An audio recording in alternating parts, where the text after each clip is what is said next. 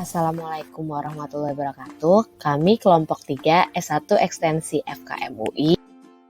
Video ini adalah highlight proses belajar kami di mata kuliah isu terkini pelayanan kesehatan. Isu yang kami pilih adalah stunting sebagai ancaman utama kualitas manusia Indonesia. Stunting atau kerdil merupakan kondisi di mana balita memiliki panjang atau tinggi badan yang kurang jika dibandingkan dengan umurnya. Kondisi ini diukur dengan panjang atau tinggi badan yang lebih dari -2 standar deviasi median standar pertumbuhan. Menurut WHO, stunting disebabkan malnutrisi, terutama 1000 hari pertama sejak pembuahan sampai anak berusia 2 tahun. Selain itu, stunting disebabkan oleh rendahnya akses air bersih, fasilitas sanitasi, kesehatan lingkungan, kondisi ekonomi sosial, dan gizi saat ibu hamil. Untuk tren prevalensi balita stunting di dunia sendiri sudah mengalami penurunan. Pada tahun 2000 sebesar 32,6% menjadi 22,% pada tahun 2017. Untuk proporsi jumlah balita pendek di Asia pada tahun 2017, itu paling banyak di Asia Selatan dengan 58,7%. Asia Tenggara sendiri yang terdapat Indonesia di dalamnya masuk urutan kedua dengan 14,9%. Berdasarkan data yang dikumpulkan oleh WHO, Indonesia masuk ke dalam negara ketiga dengan rata-rata prevalensi stunting tertinggi di Asia Tenggara pada tahun 2005 sampai 2017 dengan 36,4%. Saat ini, 27,7% balita di Indonesia mengalami stunting. Bahkan, 10 provinsi yang ditandai berwarna merah memiliki angka prevalensi di atas angka nasional. Dampak jangka panjang stunting adalah peningkatan kejadian kesakitan dan kematian, perkembangan kognitif, motorik, dan verbal anak tidak optimal, dan peningkatan biaya kesehatan. Dampak jangka panjangnya adalah postur lebih pendek, risiko obesitas, menurunnya kesehatan reproduksi, dan kapasitas belajar serta performa menurun.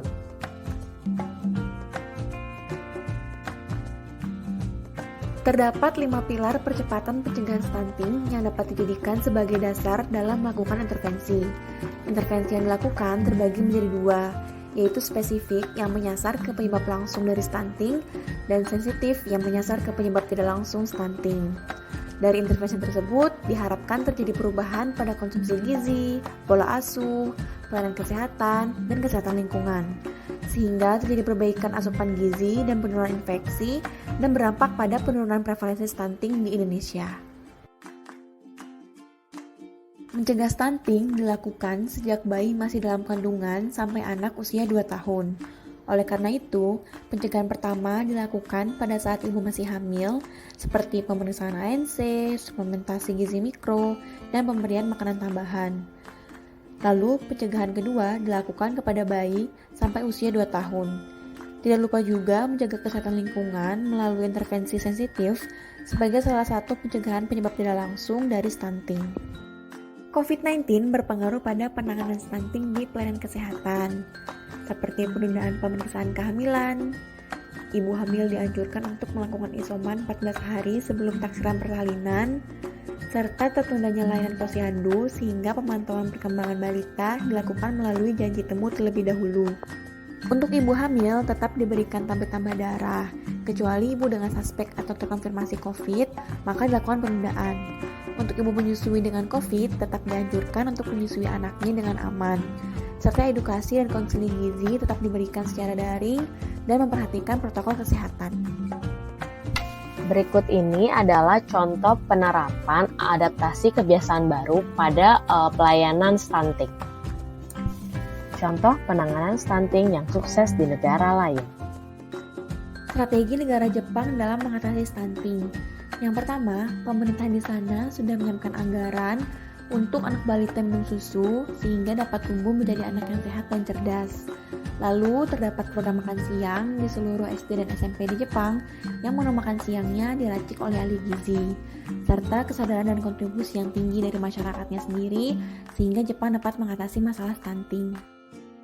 Mengapa stunting masih menjadi masalah di Indonesia? stunting masih terjadi di Indonesia akibat penanganannya yang belum menyeluruh sehingga hasilnya belum optimal. Penyelenggaraan intervensi belum terpadu, kebijakan yang belum efektif, pengalokasian yang belum efisien, keterbatasan dalam mengembangkan kebijakan, kegiatan yang belum terpadu, serta koordinasi yang lemah menyebabkan masalah stunting belum tertangani di Indonesia. Ditambah kondisi pandemi saat ini mengakibatkan terhentinya atau tertundanya pelaksanaan kegiatan outreach, tidak tercapainya target kegiatan karena penghentian tatap muka langsung dan efisiensi anggaran, serta meningkatnya target penerima intervensi.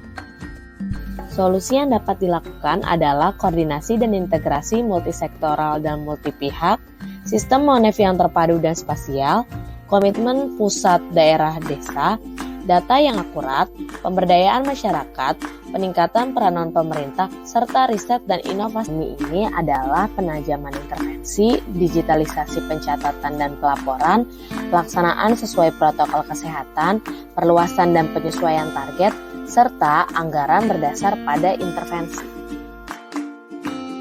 Sekian dari kami, terima kasih telah menonton video ini. Assalamualaikum warahmatullahi wabarakatuh.